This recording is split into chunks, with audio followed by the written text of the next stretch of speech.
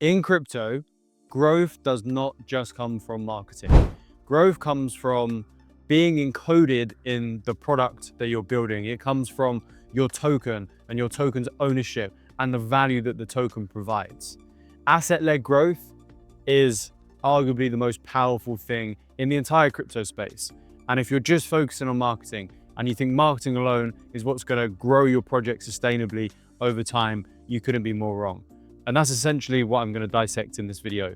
Why the token is your greatest growth asset in crypto, why your chart is the best marketing tool that you have in crypto. And for those of you that are watching this, that are trying to build a project, why you need to focus on this stuff. For those of you who aren't building a project and you've stumbled across this video and you're trading crypto, investing in crypto, you're still going to want to know this because it's going to give you that edge to be able to analyze projects that you're thinking of getting involved in. So that's the theme of today's video. And a little bit of a quick background before we get started. I'm a crypto growth hacker. I have been for 3.5 years now. I am the founder of Magnet, which is a best-in-class growth consultancy company. We've had growth for dozens of projects with over $1 billion in combined market cap. I like to invent things in the crypto space as well, such as the Magnet method, which became a best-selling book, which is all about a crypto growth framework. And I'm a member of the Forbes Business Council, where I write on Forbes.com about the future of this space.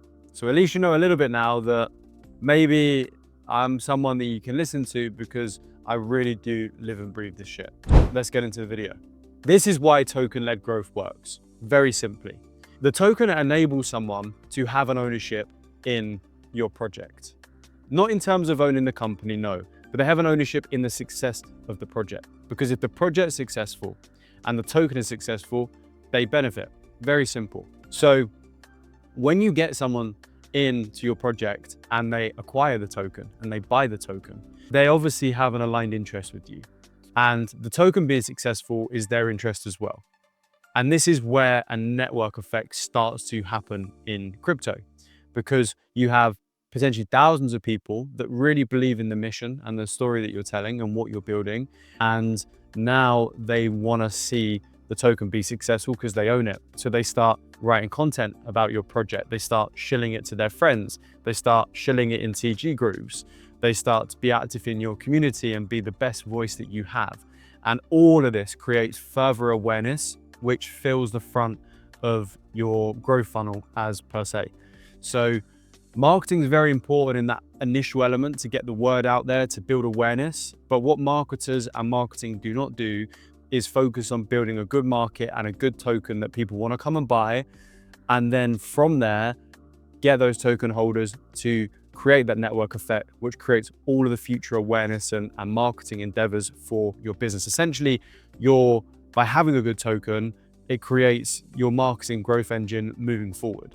It's really, really that important. And this is why you'll see projects that are trying to do cool stuff in the space, are building every single day. They've built useful applications and products, but the token is struggling because they're not putting the time into trying to create a good market and a good token, which is rewarding token holders, which then gives token holders the incentive to want to go and talk about that project and create that network effect, which will in turn improve that market, which will get more people talking about it. And it's a self-fulfilling loop.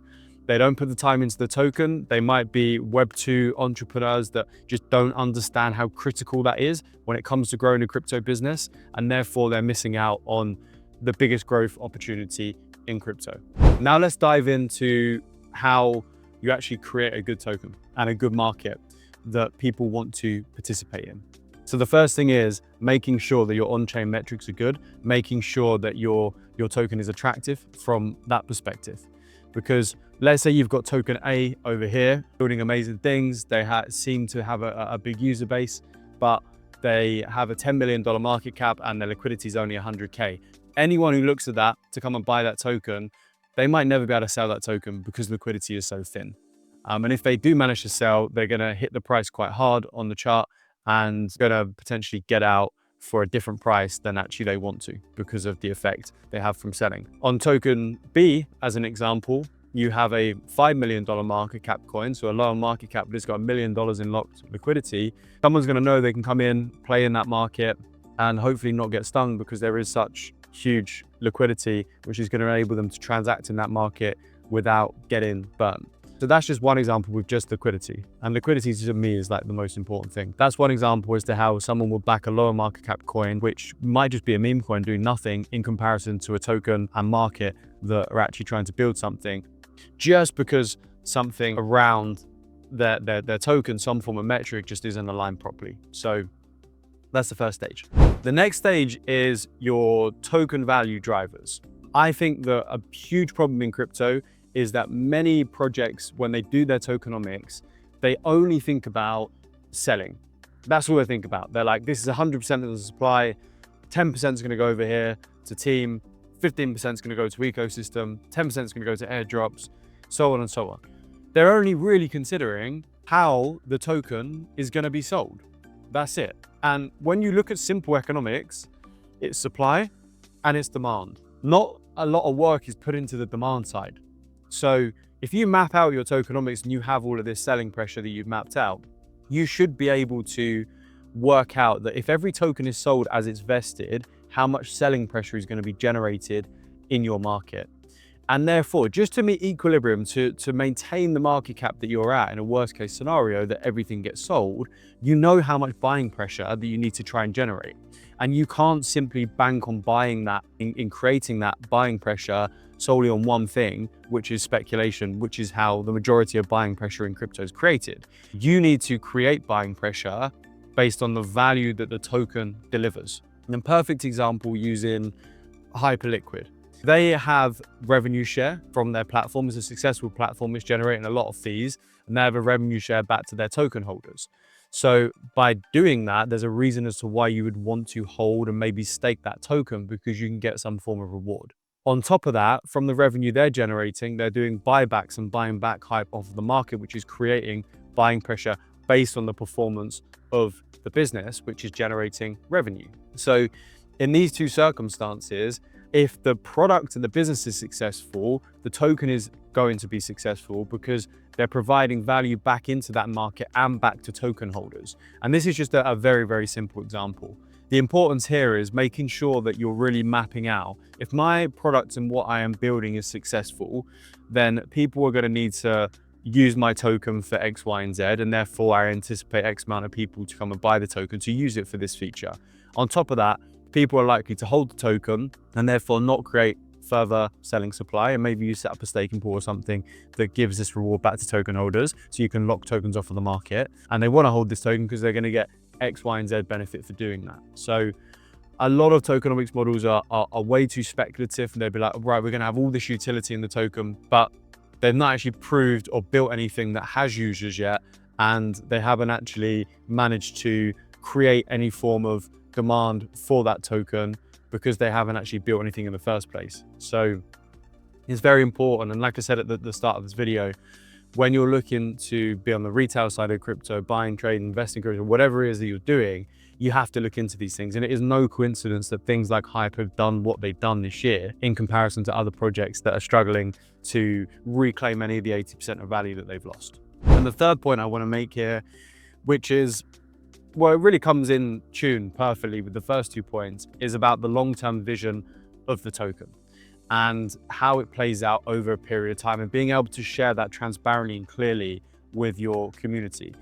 As I alluded to earlier, a lot of projects will just go and launch because they're going to go and build this amazing thing, and they use the token as a way to be able to fund that. They're at a disadvantage and a harder position because straight away when they launch, they don't have something they can plug that token into to create that buying pressure straight away. And therefore, if you see a project launch, go to build something, they end up launching it 6 months, 12 months, 18 months later down the line, then they've actually had the chance to be able to create any real demand for that token, because there is nothing that that token can be used for. So even if you are launching a token and you're not quite where you want to be from a product level yet, it is very important to make sure that you are driving towards that point as soon as possible, understanding that you can't just be in a speculative market forever, and you need something to hold up the other side of the market. And I've seen countless projects just lose complete trust from their communities because they say these things come in and they say all the amazing things the token's going to do within this product, and time goes on, they don't launch it, they don't launch it, they don't launch it. The whole time token holders are getting angry, and therefore they're not talking about the project in a positive way, which is now having a negative growth effect on the project. And obviously their token price is going down, their chart's getting ugly, and then it becomes quite a hard position to recover from. So if you are launching a project, you need to make sure that you consider that side of the market. And to be honest with you, I think this is the future of crypto. I think being able to really focus on building a sustainable token, looking at both sides of the market and actually proving it is where the future lies. Because even in Q1 this year, we saw over 1 million tokens die. Again, a lot of those tokens were just quick pump and dumps, of course, but there are real projects out there right now that have completely unsustainable tokens that aren't and have never created real buying pressure for their token, purely speculative. And it's not too late for them to try and make a change and actually bring real demand into their market. And I think if any project that is existing, they're watching this video, they should be looking at how to do that, because when this cycle ends, well, I think we're going to go into a major reset in crypto.